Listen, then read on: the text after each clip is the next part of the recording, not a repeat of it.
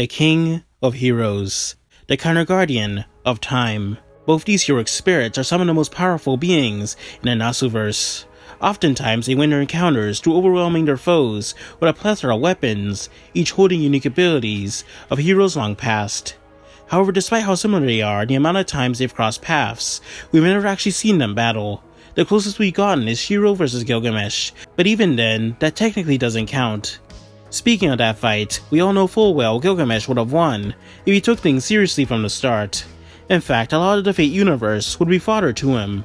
However, the one man who can defeat a theoretical full-power Gilgamesh is the same man who bested him in the past, Archer, or otherwise known as the heroic spirit Emiya. But I'm not talking about the base form of Emiya we witness in the series. No, I'm instead referring to a theoretical version of the character who has reached his full potential, utilizing skills, abilities, and weapons he technically has access to, but never fully utilized. So let's answer the question on what would happen if the heroic spirit with no renown He said it! battled the heroic spirit of infinite fortune, taking the metaphorical gloves off. 行くぞ、英雄王。武器の貯蔵は十分か。思い上がったな、雑種。I am the bone of my soul. In terms of magecraft, Archer possesses one kind: reinforcement magic. Reinforcement allows for the strengthening and repairing of physical objects, which can turn mundane objects into effective weapons against magical spells and even servants. This reinforcement then goes through an evolution and becomes projection magic. Archer is able to perfectly duplicate any weapon he's laid his eyes on in the past, even to the smallest structural components. Any weapon you can think of can be copied, as long as Emiya has got a good look at them, even if it's just from memory.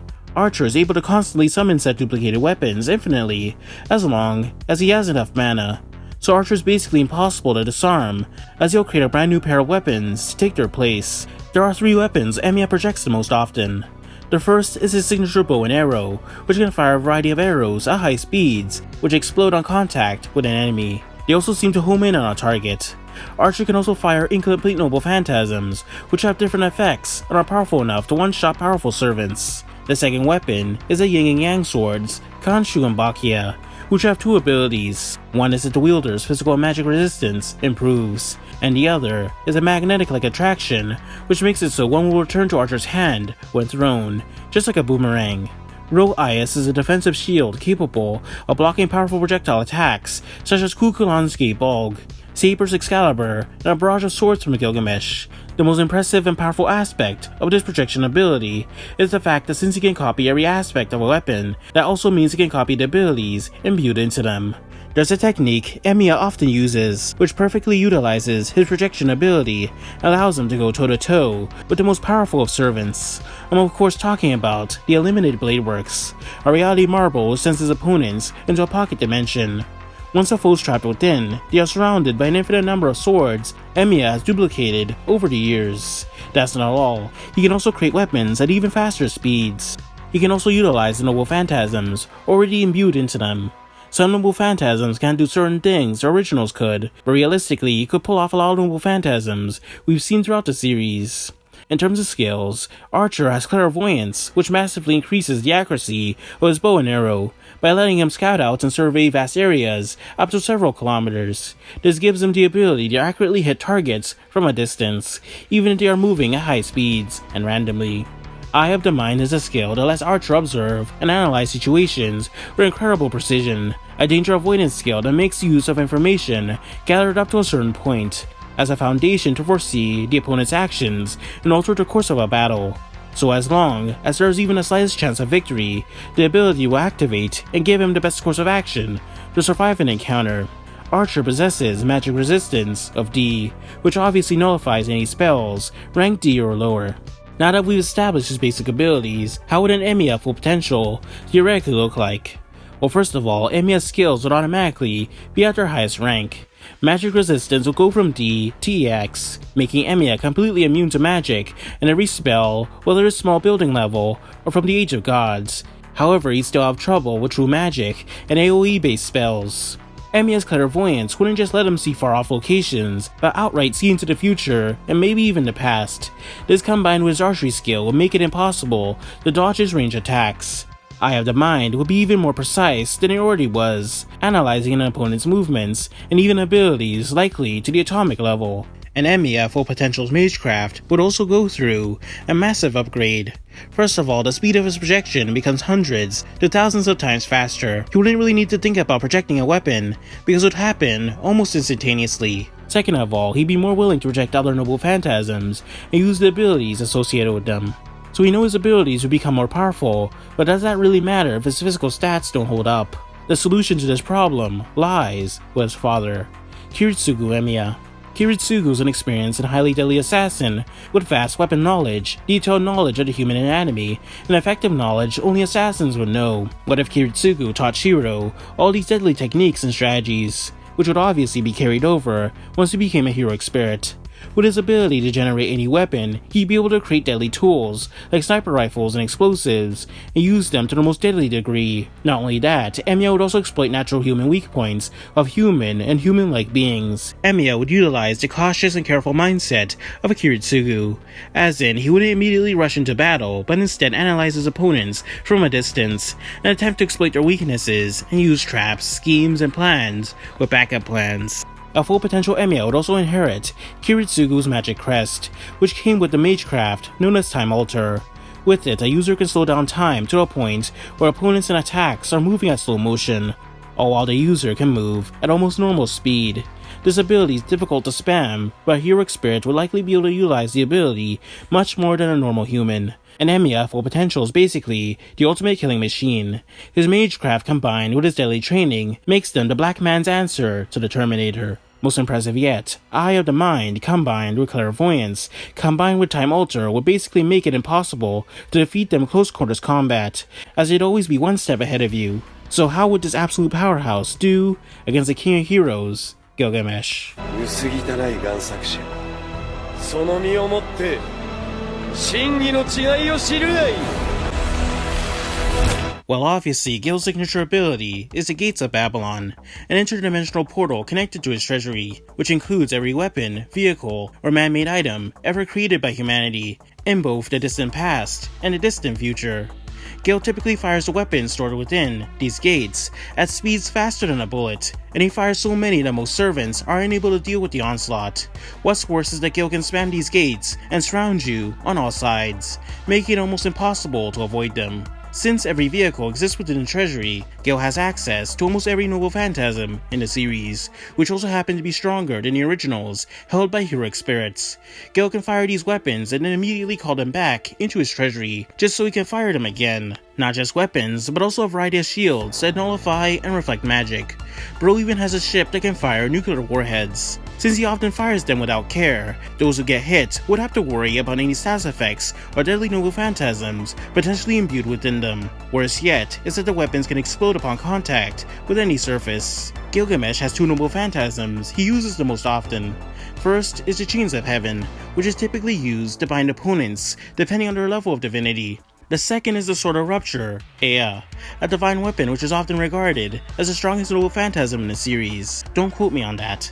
Anyways, Ea's signature ability is firing out a wave of cosmic wind that severs and rips apart space and time, to the point where those very laws can become broken. This can be seen with its ability to destroy reality marbles, which again are pocket dimensions, infinite in size. Ea is fully capable of destroying the world itself, on many occasions has one-shotted planetary threats. Gilgamesh only really pulls it out against those he deems worthy. By far, Gilgamesh's most powerful ability is his clairvoyance. Gilgamesh can view the past, present, and future all at once, as if he's experiencing it to the point where he can see the very world's end. Not only that, it is said to reveal every hidden truth in the world, meaning it's impossible to hide any details from him. With a single glance, he can determine the true nature and potential abilities of your noble phantasm and Magecraft. he was able to deduce Archer's identity almost immediately. He can peer into and observe parallel worlds and every outcome of the future based on them, including the events of other Fate series. The only reason Gilgamesh loses is because he intentionally nerfs the full output of this ability. However, even in its nerf state, he often uses it to predict a servant's weakness and weak points, and pulls out specific treasures to counter them. In fact, the dude is basically immune to mind control because his ego outright overpowers it, allowing him to negate the Grail Mud and Hunger Mind use control.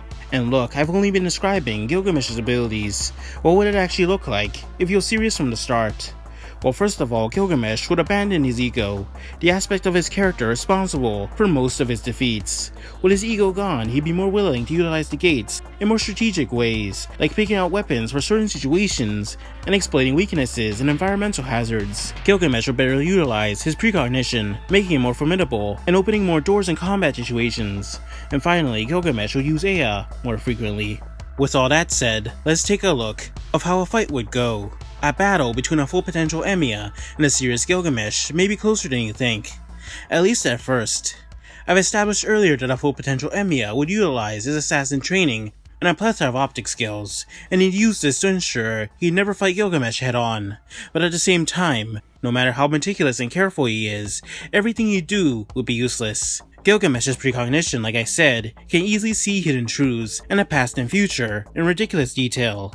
A serious Gilgamesh would be using this precog to its fullest potential, and thus he'd already be aware of every trap and scheme Emiya would utilize. Even if Emiya tried to snipe Gilgamesh from afar, Gilgamesh would know what's about to happen and use his gates and noble phantasms to protect himself. Emiya would have no choice but to take Gilgamesh head on, and this is where things get a little intense. In a clash of abilities, the Gates of Babylon will be perfectly countered by Emiya's projection magic. While normally the gates would be faster, Emiya's projection speed is massively increased, allowing him to intercept the gates and match blow for blow with their onslaught. And with his high level of precog combined with Eye of the Mind, combined with Time Alter, there's absolutely nothing Gilgamesh can do to overwhelm him. The instant the gates are summoned, Emiya would anticipate and destroy them. The only way for him to win at this point would be to fire his gates long enough until Emiya runs out of mana. But this wouldn't be ideal due to his deadly training, speed, reflexes, and hacks. Eventually, Emiya could close the distance after long enough.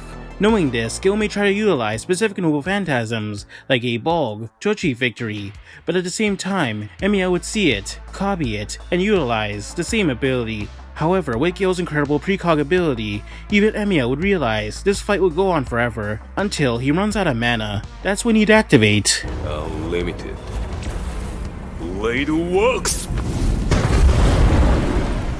Emiya doesn't have to worry about projecting each individual weapon. He can instead close their distance while the weapons within deal with the gates. Victory is now assured. This is gonna end exactly like it did in Unlimited Blade Works.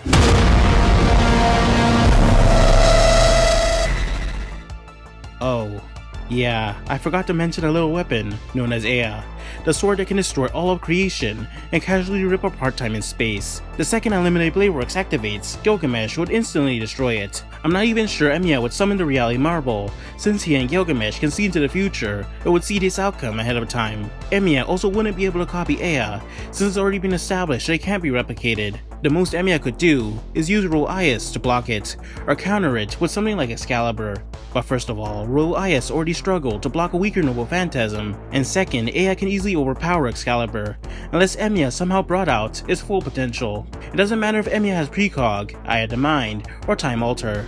They don't mean anything if Gilgamesh just nukes the planet at the start. The fight would end before it even began, and as I've established earlier, Emiya's careful planning and sniping from a distance strategy would be worthless due to Gil's precognition, which would see it coming years in advance. There's a reason Gilgamesh is considered one of the strongest servants in the series. He just has way too many hacks and other broken abilities to ever be taken lightly or even challenged, leading to an easy victory for the King of Heroes. So in short, Emiya wanted to conquer the best. He tried his very, very best. But when he was only halfway across, he was fought again, then it seemed a loss.